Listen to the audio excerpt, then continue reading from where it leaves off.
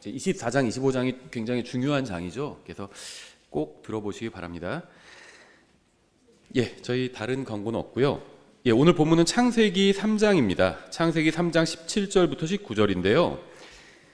예수님의 십자가 또 고난과 관련된 그런 설교를 하는데요. 오늘은 특히 이 가시, 소온이죠. 가시나무와 관련된 것들을 좀 성경에서 쭉 찾아보려고 합니다. 예, 창세기 3장 17절부터 19절 찾으셨으면 제가 받들어 읽겠습니다. 아담에게 이르시되 내가 내 아내의 음성에 귀를 기울이고 내가 내게 명령하여 이르기를 너는 그것에서 나는 것을 먹지 말라 하고 말한 그 나무에서 나는 것을 먹었으므로 땅은 너로 인해 저주를 받았고 너는 평생토록 고통 속에서 땅의 소산을 먹으리라. 땅이 내게 또한 가시나무와 엉겅퀴를 낼 것이며 내가 들의 채소를 먹으리라. 내가 땅으로 돌아갈 때까지 내 얼굴에 땀을 흘려야 빵을 먹으리니 이는 내가 땅에서 취하여 졌기 때문이라. 너는 흙이니 흙으로 돌아갈 것이니라 하시니라. 예, 기도하겠습니다. 하나님 아버지, 오늘 선포하는 말씀을 통해 저희가 주님께서 원하시는 모습으로 온전히 변화될 수 있도록 도와주시기 원합니다. 예수님의 이름으로 기도드렸습니다. 아멘. 예, 우리는 하나님께서 하늘과 땅을 창조하셨다는 사실을 믿습니다.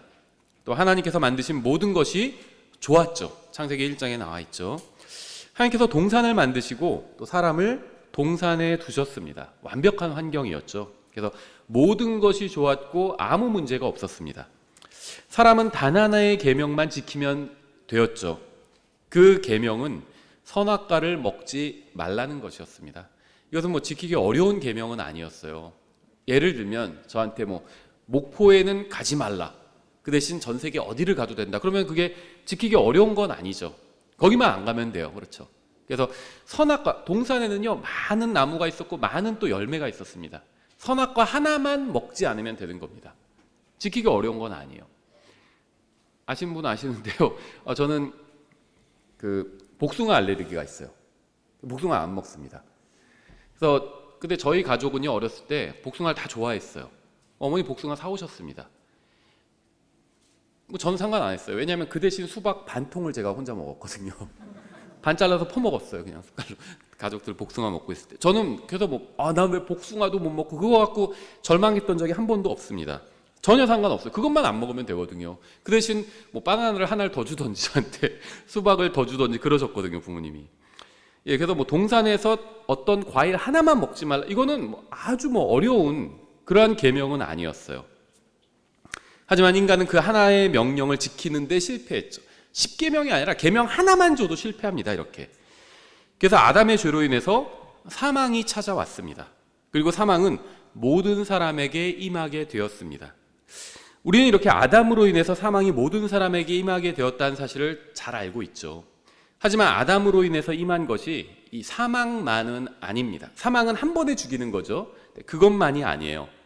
아담의 죄로 인해서 사망뿐 아니라 그보다는 작지만 또 다른 여러 가지 많은 문제들이 사람에게 임하게 되었습니다.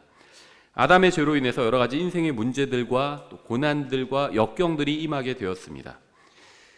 이것은 비단 우리가 짓는 죄나 죄의 결과로 인해서 생긴 것들만이 아닙니다. 죄의 결과로 인해서 생긴 것들도 있지만 죄와는 별 상관없이 생기는 문제들도 있게 되었습니다. 그러니까 아담의 죄로 인해서 여러 가지 일들이 일어나게 되었는데 사람이 죽게 된 것을 포함해서 사람이 죽으면 가장 큰 문제죠. 그걸 포함해서 여러 가지 다양한 문제들이 일어나게 되었는데 그것이 어떤 것은 꼭 죄와 관련된 것은 아닐 수도 있다는 겁니다. 그러니까 인생의 어려움 같은 것, 죄와 전혀 관련이 없는 인생의 어려움들도 임하게 되었다는 겁니다. 이제 이것을 성경은 가시라고 부르고 있어요. 가시. 또 가시와 엉겅퀴라고 이렇게 부르고 있습니다.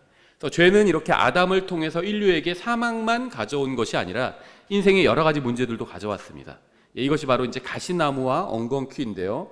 성경에 의하면 이제 여러 가지를 이 가시라고 부르는데 오늘 우리가 그것을 좀 찾아보려고 합니다. 다시 본문을 제가 읽어보면요. 아담에게 이르시되 내가 내 아내의 음성에 귀를 기울이고 내가 내게 명령하여 이르기를 너는 그것에서 나는 것은 먹지 말라 하고 말한 그 나무에서 나는 것을 먹었으므로 땅은 너로 인해 저주를 받았고 너는 평생토록 고통 속에서 땅의 소산을 먹으리라. 그러니까 아담의 죄로 인해서 사람이 죽게 되었죠. 근데 그것뿐만이 아니라 이 세상 전체가 저주를 받았습니다. 땅 자체가 저주를 받았어요. 그래서 저는 풍수지리 같은 거 안 믿습니다.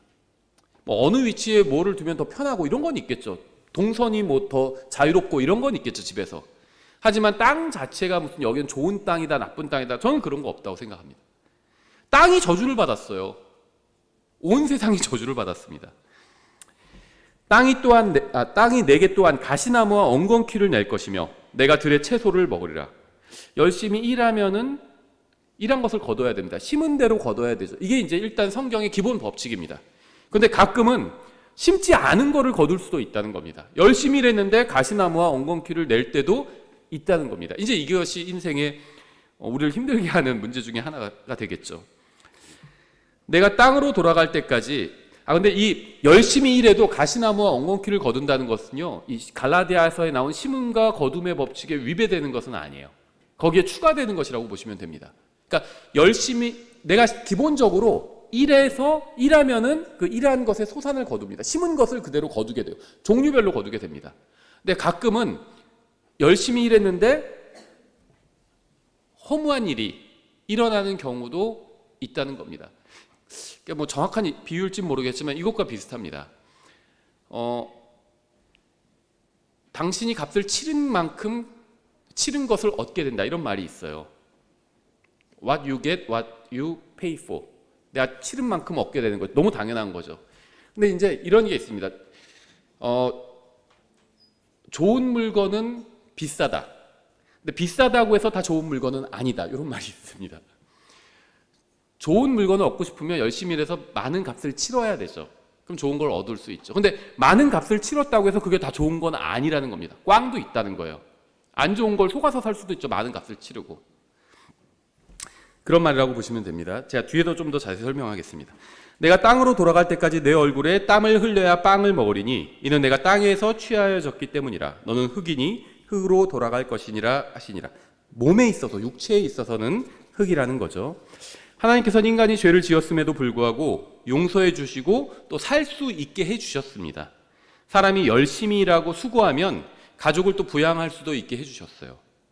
성경이 말씀하시는 대로 죄의 삭은 사망입니다. 범죄하는 혼은 죽게 될 것입니다. 그런데 죽음은 단 한 번에 찾아오죠. 그러니까 아담의 죄로 인해서 인류에 죽음이 들어왔죠. 모든 사람이 죽게 되었습니다. 아담으로의 자손으로 태어난 모든 사람이 죽게 되었는데 죽음은 단 한 번 찾아오는 거죠. 그리고 물론 이제 구원받지 않은 사람은 혼의 죽음인 불호수에 던져지는 것을 또 당하게 되죠. 구원받은 사람은 혼의 죽음은 당하지 않고 육체의 죽음만 당하게 되겠죠. 그래서 죽음은 사람들에게 한 번 찾아오게 됩니다. 죽으면 구원받은 사람은 하늘나라라고 하고 구원받지 못한 사람은 지옥으로 갑니다. 그걸로 끝이에요. 그렇죠.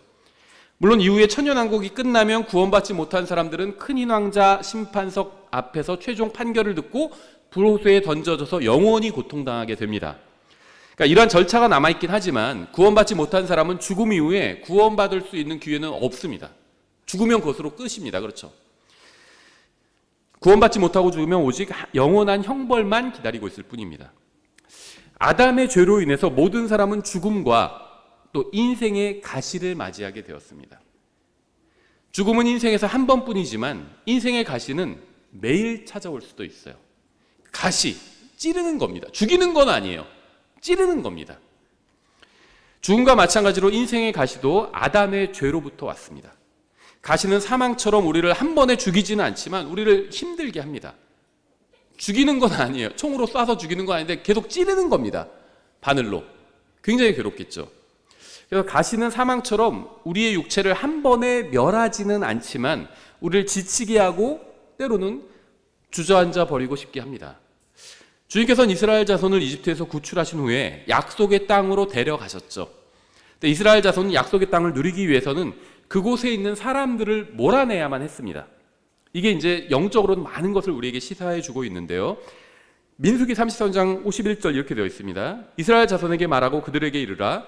너희가 요르단을 건너 가나안 땅에 들어가거든 그 땅의 모든 거주민들을 너희 앞에서 몰아내고, 이 사람들은 하나님을 부인하는 사악한 사람들이죠. 그들의 모든 그림들과 픽처, 그림들. 영화도 결국 그림들을 여러 장 많이 그려서 쭉 넘기는 게 영화죠. 그래서 파라마운트 픽처즈 이렇게 부르죠. 파라마운트 영화사가 픽처즈예요. 그림을 쭉 여러 장 이렇게 그려서 빠르게 넘기면 그게 움직이는 것처럼 보이잖아요. 모든 그림들과 가나안 사람들의 모든 그림들과 부어 만든 그들의 모든 형상들을 멸하며 그들의 모든 산당들을 완전히 허물고 모든 그림들, 형상들, 산당들이 사람을 망치는 겁니다. 이런 것들을 다 없애버리라는 겁니다.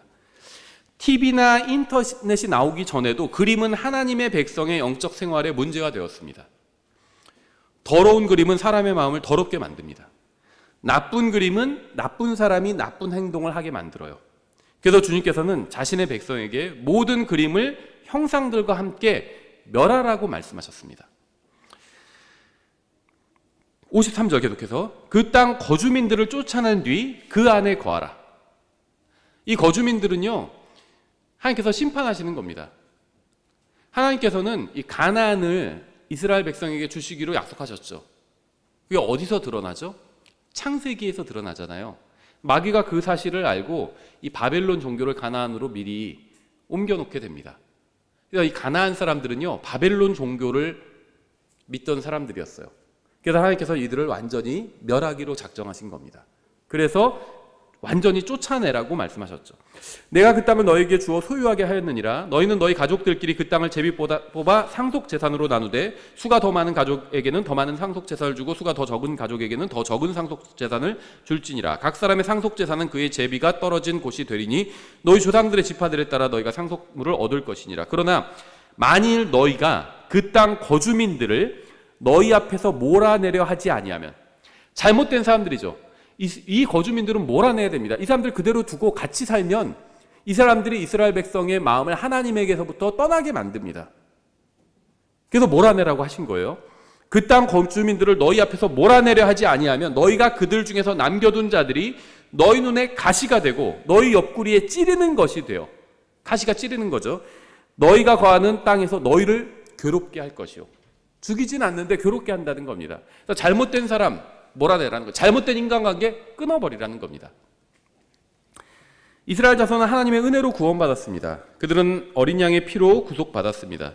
주님께서는 그들을 이집트의 속박에서 구출하여 젖과 꿀이 흐르는 땅으로 인도해 주셨습니다. 하지만 주님께서는 그들이 가나안에서 나쁜 그림을 보면 그것을 그들에게 가시가 되어서 그들을 괴롭힐 것이니까 다 파괴해버려라 이렇게 말씀하셨어요. 또 그들이 몰아내지 않은 나쁜 사람들이 그들의 눈에 가시가 되고 옆구리에 찌르는 것이 되어 그들을 괴롭게 할 것이라고 말씀하셨습니다. 참고로 말씀드리면요, 저는 뭐 어떤 사람을 염두에 두고 드리는 말씀이 아니에요. 저는 뭐 여러분의 어떤 개인 삶을 제가 추적하고 막 해가지고 누가 누구를 만나고 누가 누구와 연락하고 이런 거에 관심을 두지는 않습니다. 그럴 시간도 없고요. 근데 그냥 권면을 드리는 거예요. 저희 교회만이 아니라 이 독립침례 교회들을 위해서 권면을 드리는 겁니다. 여러분이 어떤 한 교회에 정하셨으면 거기에 다니시잖아요. 근데 그 교회가 좀 잘못된 것 같다. 그러면 떠나시면 됩니다.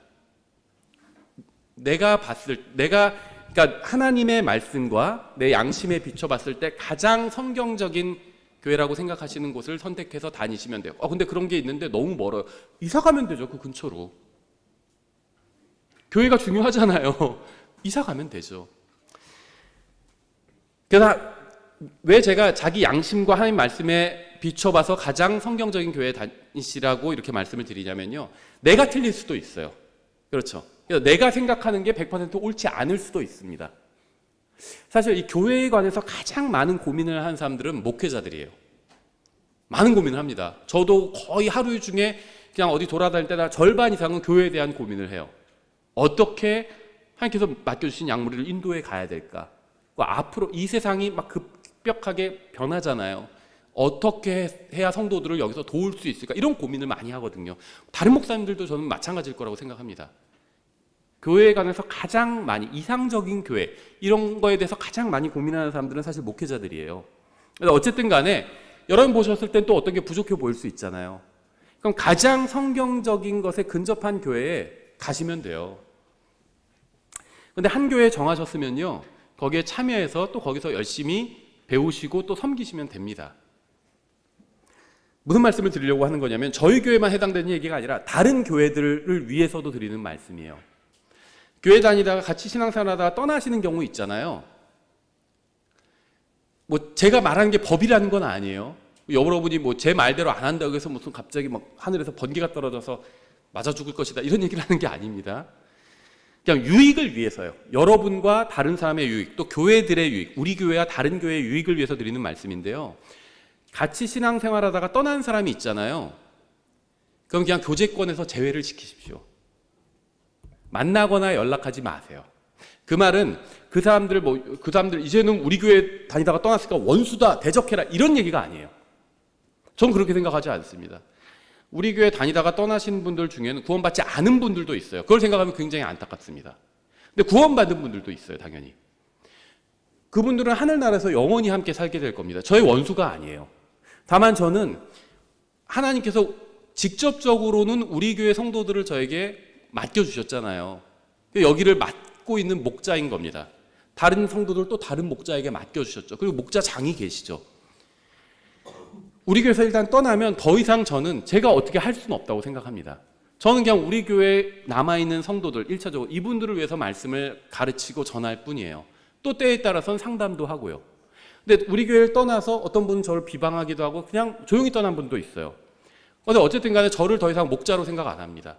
그럼 저도 그분을 더 이상 제 양으로 생각하지는 않아요. 그래서 제가 그 전화번호 공개해 놨잖아요. 별 사람한테 다 전화가 오는데요. 구원 상담은 합니다. 교회 다니건 다니지 않건 복음에 대해서 물어보고 어떻게 구원받는지 혼란스러워서 상담을 원하는 사람은 다 상담합니다. 그런데 교회에 다니는 사람, 독립침례교회건 아니건 교회에 다니는 사람이 저한테 구원 외에 다른 걸 물어보면 사실은 가능하면 다니시는 교회 목사님께 상담하십시오. 이렇게 얘기를 합니다. 아주 곤란한 경우가 아니면 곤란한 경우엔 상담을 해줘요. 왜냐하면 그 목사님과 관련된 무슨 어떤 성적인 무슨 일이 있다 이래서 그건 제가 상담을 해준 적이 있어요. 그런 것들은 그 목사님과 상담할 수 없는 내용들은. 그런데 그 외에는 어지간하면 그 목사님과 상담을 하시라고 이렇게 합니다. 그래야지 그게 혼란을 줄여줄 수 있어요.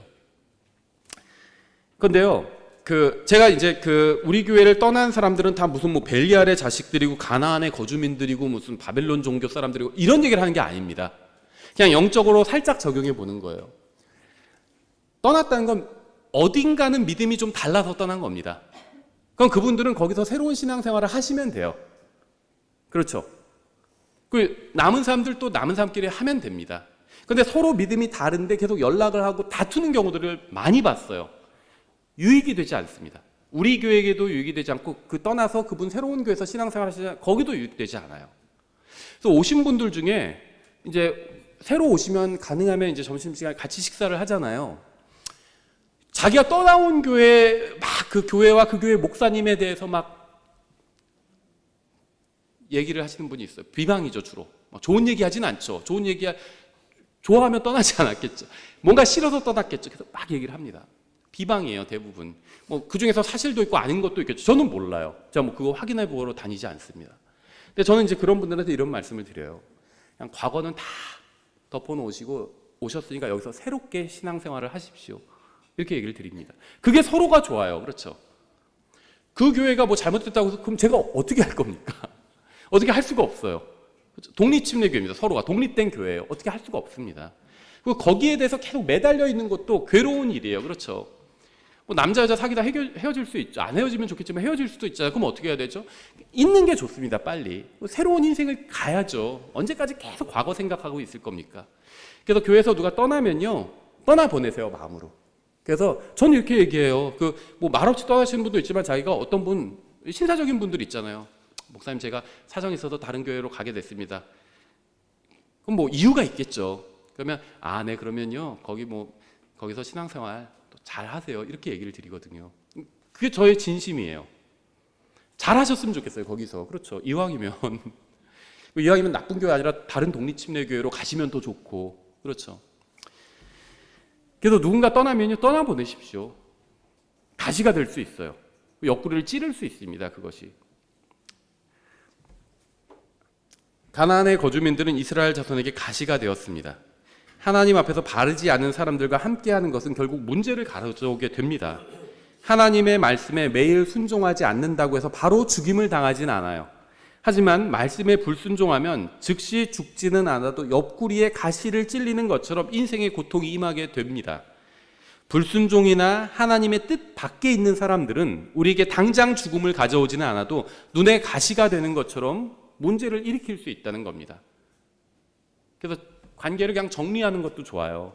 그게 무슨 전화해가지고 이제 나한테 전화하지 마세요. 무슨 당신과는 이제 더 이상 얘기하지 않습니다. 이런 얘기를 하는 게 아니에요. 자연스럽게 정리하는 게 좋다는 겁니다. 그게 그 사람도 새로운 교회에 가서 신앙생활 다시 시작할 수 있는 계기가 되겠죠. 하나님의 말씀에 순종하지 않기 때문에 많은 부부들 가운데 가시와 같은 문제가 돋아났습니다. 말씀에 순종하지 않기 때문에 많은 가정에 가시와 같은 문제가 생겼어요. 우리가 하나님의 말씀에 순종하면서 살아야 합니다. 그래서 매일 성경을 읽고 연구하고 묵상하고 또 강해도 듣는 거죠. 그런데 우리만 성경을 읽고 말씀에 순종한다고 해서 문제가 모두 사라지는 것은 아닙니다. 이게 문제라는 거예요. 우리는 말씀에 순종하지 않는 사람들을 상대하면서 살아야 됩니다. 가나안의 거주민들처럼 하나님을 무시하고 거부하는 자들을 상대하면서 살아야 합니다. 그리고 이러한 것은 우리에게 많은 문제를 가져옵니다.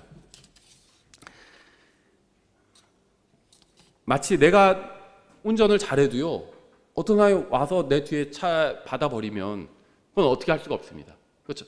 내가 운전할 땐 정신 차리고 잘해야 되죠. 근데 누가 와서 갑자기 막 200km로 내 뒤를 받아버려서 그럼 사고가 나는 거죠. 그런 경우들이 있다는 겁니다. 그게 이제 가시와 같은 거예요. 그러니까 가시라는 게요, 어떤 나쁜 것도 있지만 내가 어떻게 할 수 없는 그런 일들도 있다는 겁니다. 이제 인생에는 그러한 것들이 생기게 되었다는 거예요. 사무엘하 23장 1절 이렇게 되어 있습니다. 한편 이것들은 다윗의 마지막 말들이라. 이새의 아들 다윗이 말하며 높이 일으켜진 사람, 야곱의 하나님의 기름 부음을 받은 자, 이스라엘의 달콤한 시편 기자가 이르기를. 분위기 좋죠, 여기까지는. 다윗은 양들을 치는 목동이었지만 이스라엘의 왕이 되었습니다. 계속해서 2절, 주의 영께서 나를 통해 말씀하셨고, 여기도 좋아요. 그분의 말씀이 내 혀에 있었도다. 이것도 좋죠. 이스라엘의 하나님께서 말씀하시되 이스라엘의 반석께서 내게 이르시기를 사람들을 다스리는 자는 반드시 의로워야 하고 하나님을 두려워하는 가운데 다스릴지니라. 이것도 좋죠. 그러면 그는 해가 돋을 때 아침 햇살 같고, 너무 좋은 말씀입니다. 이것도 구름 없는 아침 같으며 비가 온 뒤 해가 밝게 비침으로 땅에서 싹을 내는 연한 풀 같으리라 하셨도다. 다윗이 마지막 말을 남기고 있는데 좋은 말씀이에요. 여기까지 다 그렇죠. 좋은 분위기입니다. 하나님께서는 햇빛을 주셔서 생명이 살 수 있게 하셨습니다. 사람이 비록 죄인이지만 주님께서 모든 사람이 일단 살 수 있게 하셨어요. 우리도 주님의 은혜와 긍휼로 이 세상에서 살고 있죠. 근데 이제 분위기가 약간 바뀌어요. 6절에 그러나 벨리알의 아들들은 다 내버릴 가시나무들 같으리니 이는 그들을 손으로 잡을 수 없기 때문이라. 다만 그들에게 손을 댈 사람은 반드시 쇠와 창자루로 울타리를 둘러야 하리니 그들은 바로 그 자리에서 철저히 불살라지리라 하니라. 여기서 이 말씀에 대한 교리적인 설명을 제가 하지는 않겠습니다. 벨리알의 자식들은 구원받지 않은 사람들이라고 보시면 돼요. 그 사람들의 끝은 불호소에서 불살라지는 거죠. 이 생각을 하시면 나머지 해석이 자연스럽게 될 수 있어요. 하나님께서 주시는 햇볕과 비로 인해서 모든 식물이 아름답고 푸르게 자랍니다. 하지만 인생에는 푸른 식물만 있는 것이 아니죠. 가시나무도 있어요. 초원에서 일하는 목동이든 화려한 왕궁에 거하던 왕이든 모든 사람이 죽는 것처럼 모든 인생에는 가시나무들이 있습니다. 우리의 인생에는 풍성한 열매도 있고 가시나무도 있어요. 저는 성경 공부나 설교를 준비하면서 시간을 가치 있게 쓸 때도 있고요. 차가 고장나서 차를 고치느라 정비소에서 1시간 동안 또 기다릴 때도 있어요. 무의미한 시간을 보내는 거죠. 고장난 차를 고치는 것은 죄가 아니죠. 하지만 대단히 의미 있는 시간을 보내는 것도 아닙니다. 그렇죠? 그냥 필요를 위해서 시간을 쓰는 것일 뿐이에요. 이러한 것이 바로 인생의 가시 중에 하나입니다. 그러니까 이 가시는요, 잘못된 일도 있고 무의미한 일도 있어요. 인생에는 그런 일들이 널려 있습니다. 또 나를 잘못된 일로 끌어들이는 사람도 있고 무의미한 일로 시간 낭비를 하게 하는 사람도 있습니다. 이것도 인생의 가시인 겁니다. 다윗은 왕이 된 이후에도 가시나무 같은 벨리알의 아들들로 인해서 괴로워했습니다. 우리는 심은 대로 거둡니다. 하지만 우리가 심지 않은 것을 거둘 때도 있습니다. 아까 제가 말씀드린 것처럼 나는 교통법규를 잘 준수해서 운전을 하고 있는데 누가 음주운전해서 뒤에서 다가서 내 인생을 망쳐버릴 수도 있는 거죠. 예전에 아마 아시는 분 아시겠지만 뭐 지선아 사랑이라는 책 쓴 이지선이라는 지금 대학 교수가 된 걸로 아는데요.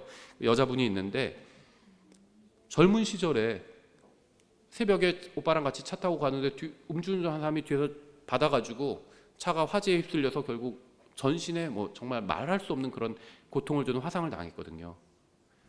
하나도 잘못한 게 없어요. 그냥 새벽에 신호 걸려서 신호에 대기하고 있었습니다. 뒤에서 음주운전한 차가 들이받은 거예요. 그런 일도 일어난다는 거죠. 그게 이제 인생의 가시 같은 일들인 겁니다. 예레미야서 12장 13절. 제가 가시라는 말들을 한번 찾아보는 겁니다. 성경에서. 예레미야서 12장 13절. 그들이 밀을 심었으나, 이 갈라디아서의 심음과 법칙, 거둠의 법칙과 약간은 다른 말씀인데 둘 다 이 세상에서 일어나는 일들입니다. 예레미야서 12장 13절. 그들이 밀을 심었으나 가시를 거둘 것이며 스스로를 고통스럽게 하였으나 이득을 얻지 못하리니, 막 배고파가면서 막 열심히 일했는데 회사가 부도나 버리고 보상도 못 받았어요. 그들이 주의 맹렬한 분노로 인해 너희 소산으로 말미암아 수치를 당하리라. 심은 대로 거두지만 그렇지 않은 경우도 있습니다. 밀을 심지만 가시를 거둘 수도 있어요. 우리가 무엇인가 최선을 다해서 열심히 하지만 어처구니 없는 결과가 일어날 때도 있습니다. 그렇죠? 열심히 일하고 그리스도인과 결혼하고 아이들에게 말씀도 가르치고 투자도 제대로 했는데 문제가 생길 수도 있다는 겁니다. 밀을 심었지만 가시를 거두게 되는 거예요. 이것은 마치 세탁기를 돌렸는데 빨래가 되지 않는 거나 마찬가지예요. 세탁기를 구매해서 사용하는 것은 분명히 죄가 아니죠. 사람이 열심히 일해야지, 다 손빨래를 해야지, 그런 건 아니에요. 그렇죠? 세탁기 구매해서 사용하면 됩니다. 하지만 죄가 아니지만 문제가 생길 수도 있다는 겁니다. 인생이 그렇다는 거예요. 마치 멀쩡히 잘 돌아가던 세탁기가 어느 날 갑자기 멈춰버리고 전혀 작동하지 않는 것처럼, 열심히 일했는데 사업이 망하고요, 운동도 열심히 했는데 건강이 망가질 때도 있고요, 밀을 심었는데 가시를 거둘 때도 있어요. 이게 인생이라는 겁니다. 하나님 때문은 아니에요. 아담 때문이에요. 아담으로 인해서 죽음만 온 것이 아니라 이런 인생의 허무함과 어려움이 왔다는 겁니다. 마태복음 7장 16절 이렇게 되어 있어요. 너희가 그들의 열매로 그들을 알리니, 이제 열매와 대비되는 게 나옵니다. 가시나무에서 포도를 또는 엉겅퀴에서 무화과를 거두겠느냐. 둘 다 창세기 3장에 나오는 거죠. 가시나무와 엉겅퀴. 다시 나옵니다. 마태복음 7장에서. 가시나무에서 포도를 또는 엉겅퀴에서 무화과를 거두겠느냐. 성경에 의하면 가시나무는 열매를 맺지 못하는 무익한 나무예요. 그러니까 태우는 거, 뗄감으로밖에 쓸 수 없는 무익한 나무라는 거죠. 우리는 열매를 거둘 때도 있지만 열매도 아니요 아무 도움도 되지 않는 가시를 만들어낼 때도 있습니다. 여러분이 보낸 지난 한 주를 한번 생각해 보세요. 한 주 동안 다 의미 있는 시간, 의미 있는 일만 하면서 시간을 다 보내셨나요? 아마 여러분은 하나님 앞에서 대부분 무가치한 일을 하면서 시간을 보낸 경우도 있을 겁니다. 죄는 아니에요. 그냥 무가치한 일을 하면서 시간을 보낼 때도 있다는 겁니다. 저도 그래요. 지난 한 주간의 삶이 다 의미 있는 시간만이 아니었어요. 무가치한 시간도 보냈습니다. 우리가 하나님의 말씀을 읽고 그 말씀에 순종하고 다른 사람을 말씀으로 도와주고 복음을 전하고 가정과 교회와 사회를 부양하기 위해서 일한 시간은 열매를 맺는 것과 같이 의미 있게 보는 겁니다. 그렇죠? 열심히 일해서 가정을 부양하고 또 교회를 부양하고 사회를 부양하잖아요. 사회 부양하고 세금을 내는 겁니다. 또 하나님 말씀을 읽고 말씀을 가르치고 말씀을 전하고 이러면서 보낸 시간은 의미 있게 보낸 거예요. 하지만 망상을 하거나 아무 의미 없는 동영상을 보거나 쇼츠, 요즘은 쇼츠가 유행이죠. 유튜브도. 지금 10분짜리도 안 봐요. 옛날에 1시간짜리 설교 올렸는데 사람들이 1시간짜리 다 안 들으니까 10분짜리 설교가 대세를 이루게 됐거든요. 근데 최근 몇 년 사이에서 이제 10분짜리 설교도 안 들어요. 길대요. 쇼츠 봐요. 30초짜리 설교를 올리기 시작했어요. 교회들이. 어쩔 수 없죠. 저도 고민하고 있습니다. 30초짜리도 만들어야 되나 하고.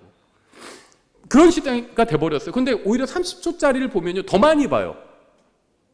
짧으니까 계속 보게 돼요. 그렇지 않나요? 그런 쓸데없는 데에 시간을 쓰면서 보내게 된다는 겁니다. 또 험담하고 뭐 잡담하고 그러면서 시간을 보내요. 무가치한 일을 하면서 시간을 보낸 겁니다. 그건. 이런 것이 바로 인생의 가시나무와 엉겅퀴예요. 말씀을 선포하는 좋은 교회라고 해서 많은 사람이 모이고 나쁜 교회라고 해서 적은 사람이 모이는 것도 아닙니다. 마가복음 4장에도 비슷한 말씀이 나오는데 씨 뿌리는 자의 비유가 나오는데요. 마가복음 4장 14절부터 제가 한번 빠르게 읽어보겠습니다. 씨 뿌리는 자는 말씀을 뿌리느니라. 길가에 있는 것들은 이들이니 그들의 경우 말씀이 뿌려질 때 듣지만 사탄이 즉시 와서 그들의 마음속에 뿌려진 말씀을 빼앗아 가느니라. 또 그와 같이 돌밭에 뿌려진 것들은 이들이니 그들은 말씀을 듣고 즉시 기쁨으로 그것을 받아들이지만 자기 안에 뿌리가 없으므로 잠시만 견디다가 후에 말씀으로 인해 고난이나 핍박이 일어나는 때 즉시 걸려 넘어지는 자들이요. 가시가 나옵니다. 가시나무들 사이에 뿌려진 것들은 이들이니 그들은 말씀을 듣되 이 세상의 염려와 재물의 속임수와 재물이 다다 이렇게 속이는 겁니다. 재물이 있어야 돼요. 돈 같은 거 중요하지 않습니다. 이런 사람은 대부분 사기꾼입니다. 돈이 왜 안 중요해요? 중요하죠. 돈 없이 어떻게 살아요? 근데 돈이 다가 아니라는 거죠.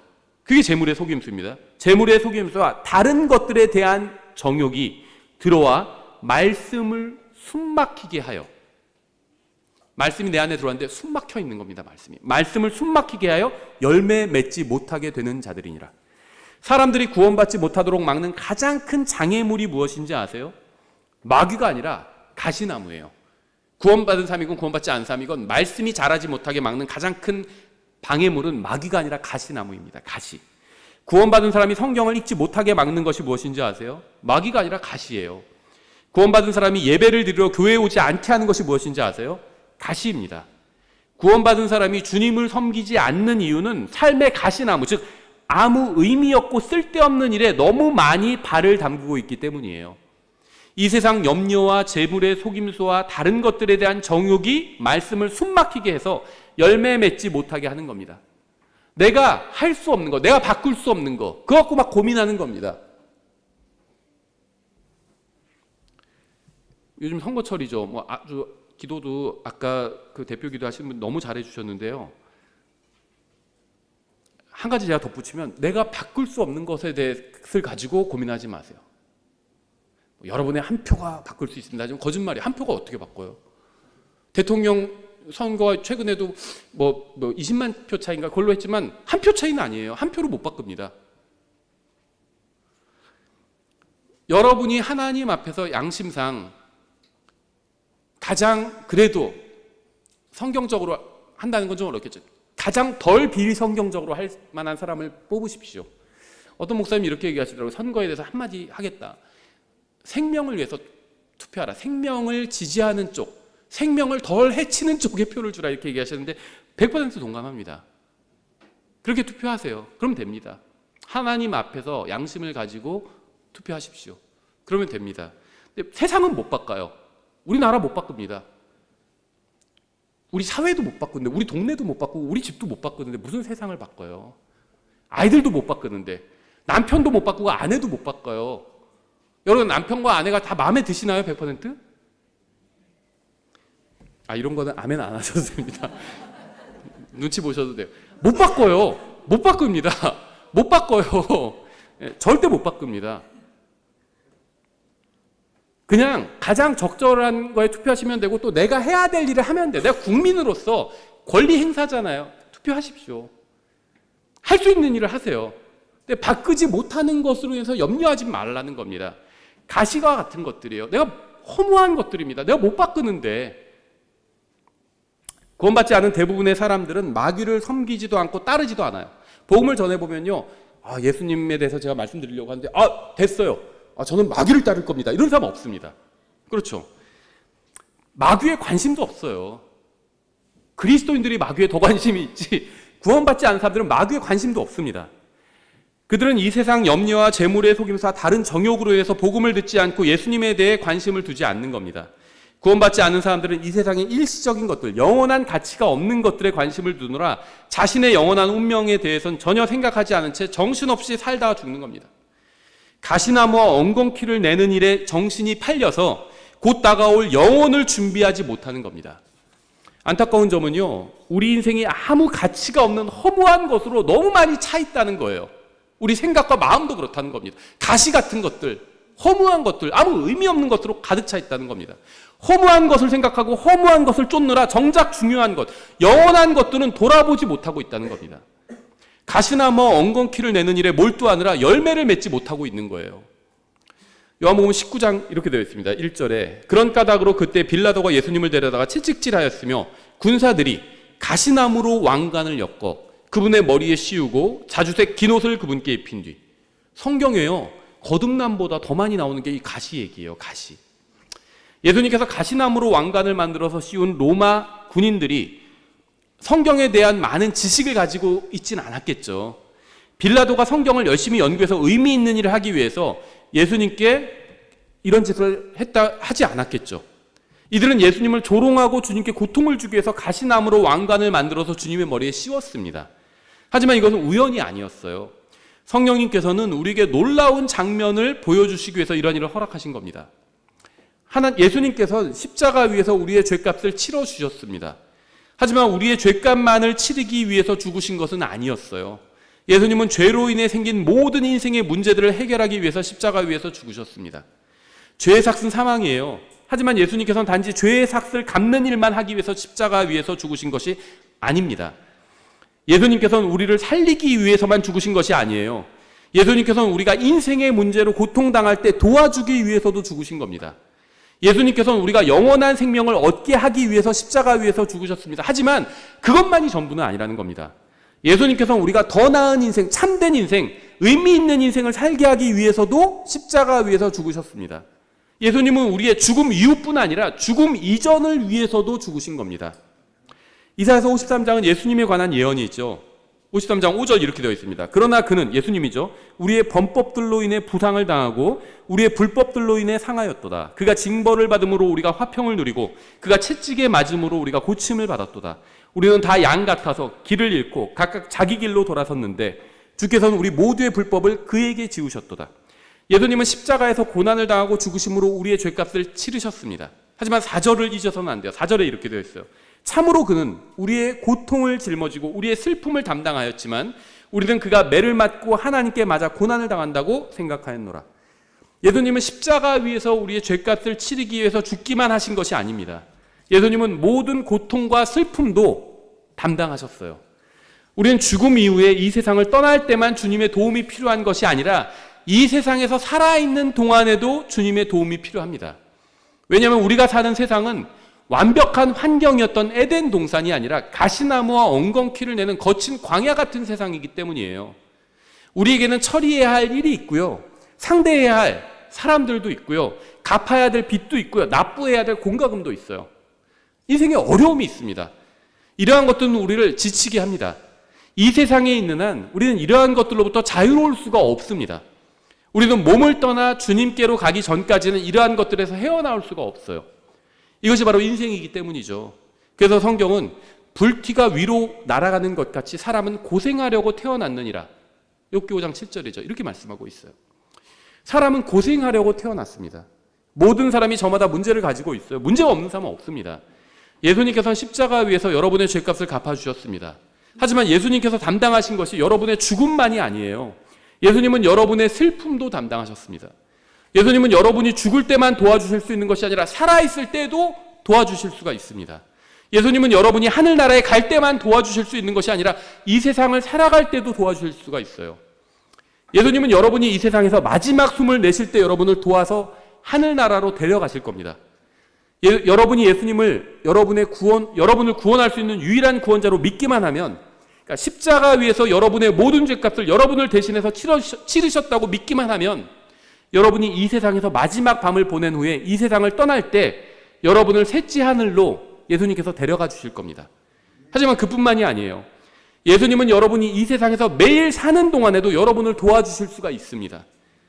예수님께서 여러분의 영원한 문제를 해결해 주실 수 있다면 여러분이 이 세상에서 겪는 일시적인 문제들도 도와주실 수가 있어요. 히브리서 6장 8절 이렇게 되어 있습니다. 가시와 찔레를 내는 것은 버려지고 저주함에 가까이 있어 마지막에는 불살라지리라. 우리의 인생은 가시와 찔레를 내는 인생이었습니다. 나에게도 상처를 주고 다른 사람에게도 상처를 주는 거예요. 가시와 찔레는. 예수님이 아니었다면 우리의 인생의 마지막은 불살라지는 것이었습니다. 하지만 예수님께서 가시로 만든 관을 쓰시고 십자가 위에서 여러분과 저를 대신해서 저주를 받으시고 여러분과 저의 죄값을 치러주셨어요. 그래서 이러한 사실을 믿는 여러분과 저는 저주에서 풀려났고 불살라지지 않게 되었습니다. 예수님께서 십자가 위에서 저의 자리를 대신하심으로 저는 저주를 피할 수 있게 되었고 불호수에 가지 않게 되었습니다. 아담은 이 세상에 죄와 사망과 가시를 가져왔습니다. 성경은 가시가 때로는 인생의 문제이고 때로는 우리의 시간과 힘을 낭비하게 만드는 쓸데없는 것들이고 때로는 하나님의 뜻대로 사는 것을 방해하는 것이나 구원받지 못하도록 방해하는 것들이라고 말씀합니다. 하지만 이러한 것들 속에서도 우리는 예수님과 함께 할 수 있다는 겁니다. 의미 없는 세상에서도 의미 있게 살 수 있다는 거예요. 예수님은 우리의 죄값만 치르신 것이 아니라 슬픔과 고통도 담당하셨습니다. 구원받은 이후에 모든 것이 즉시 변하면 좋겠지만 현실은 그렇지 않죠. 우리가 구원받은 이후에도 세상은 그대로입니다. 그대로 악해요. 구원받은 이후에 변해야 하는 것은 세상이 아니라 우리 자신이에요. 교회에서도 마찬가지입니다. 다른 형제, 다른 자매, 목사, 집사가 변해야 되는 게 아니라 내가 변해야 되는 겁니다. 각자. 구원받은 이후에 변해야 하는 것은 우리 자신이에요. 환경도 그대로고 이웃도 그대로입니다.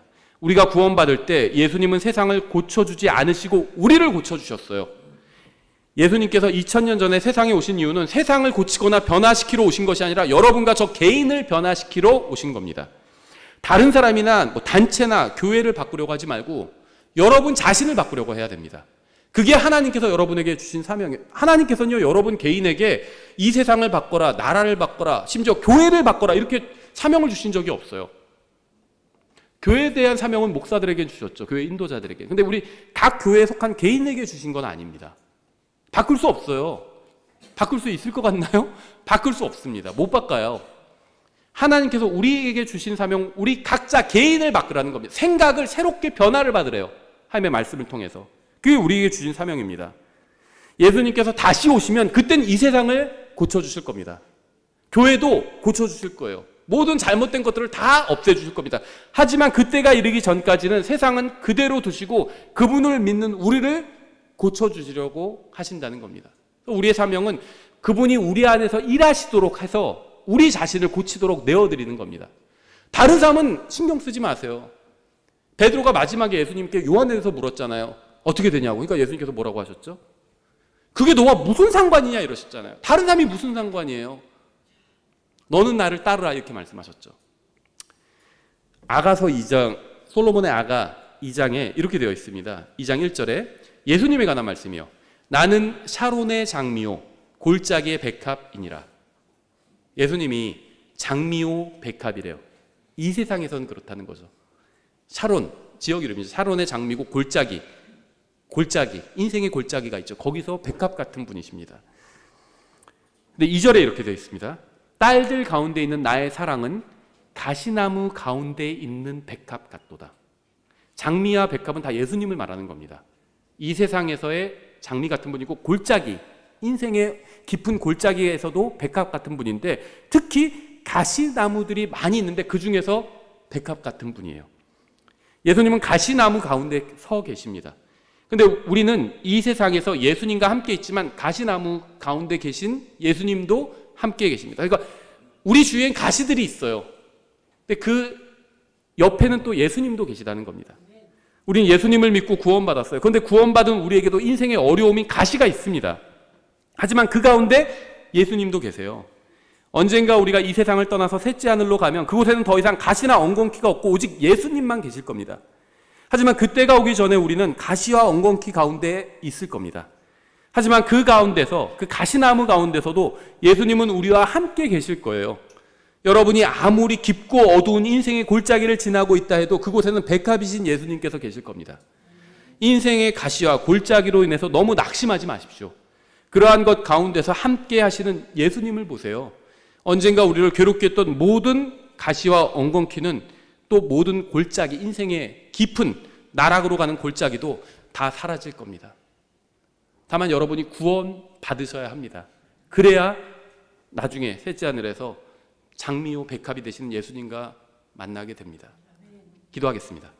하나님 아버지, 영광의 주이신 예수님께서 가시로 만든 왕관을 쓰시고 우리를 대신해 십자가에 달리심으로 인해 감사드립니다. 예수님께서 우리의 죽음뿐 아니라 슬픔과 고통도 담당하심으로 인해 감사드립니다. 저희가 인생의 가시 가운데서도 함께 계시는 예수님만을 바라보며 살 수 있게 도와주시기 원합니다. 가시 가운데 계신 장미요, 또 골짜기의 백합이신 예수님의 이름으로 기도드렸습니다. 아멘. 예, 저희가 첫 줄에서 시간이 좀 지났는데 주의 만찬을 하려고 합니다. 예, 빵과